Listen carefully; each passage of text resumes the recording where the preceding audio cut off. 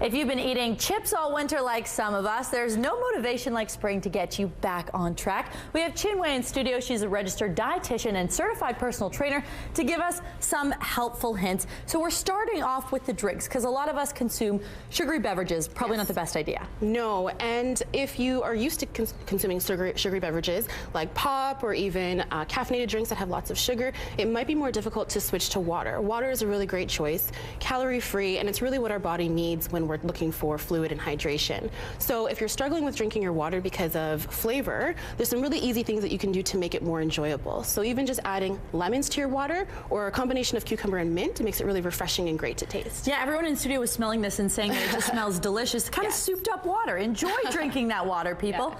And then another helpful hint here, I love this. So it's not necessarily about taking things away at first, about just adding things, really. Absolutely. When we're looking at making nutrition changes, it can be really difficult. So in our mindset, it can be easier if we're thinking of adding things in rather than taking away. So if we're looking at vegetables, that's a great place to start. So we can think of, I'm going to add half a plate of vegetables to my dinner, or even I'm going to have the same dinner I always have, but I'm going to add a side of veggies. But the trick here is to start with your vegetables. So if you start with the veggies and eat those first and then move to the rest of your meal, without even thinking about it, you're going to be reducing portions of other things on your plate. Snack time even, add some greens in there. Absolutely. Speaking of snack time, a lot of us when we're at work, we spend way too much time sitting. Yes. So sitting is a big risk factor for health complications. So we want to reduce the amount of sitting that we do during our work day. So we want to get up, we want to move, break up those hours. So having something like a resistance band at your office desk can help you do more of that. So just standing, doing some squats, doing some bicep curls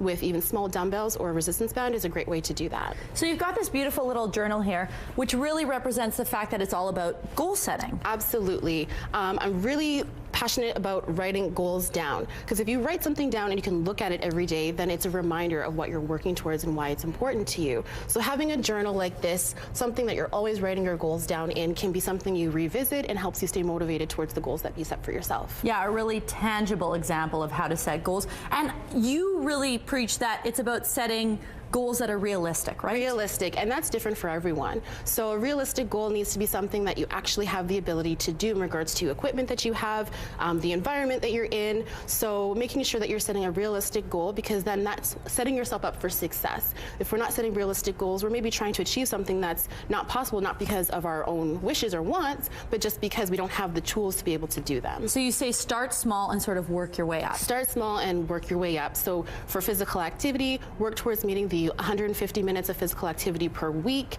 We need to get them in a minimum of 10-minute bouts. So you could do 10 minutes 3 times over a day, over 5 days in the week. So starting small with that, once you've achieved that goal, you can work towards bigger goals. And you can also really help people in achieving their goals, and you do have an online presence as well. I do. So I'm on Twitter, Facebook, and Instagram. And I also have lots of small group training, one-on-one personal training, and nutrition coaching to offer services as well. Yeah, you can find her online. We'll have a link on our website if you want more information. Always good to have that extra motivation, someone cheering you on. Thanks so much for being in studio this morning. Thank you for having me.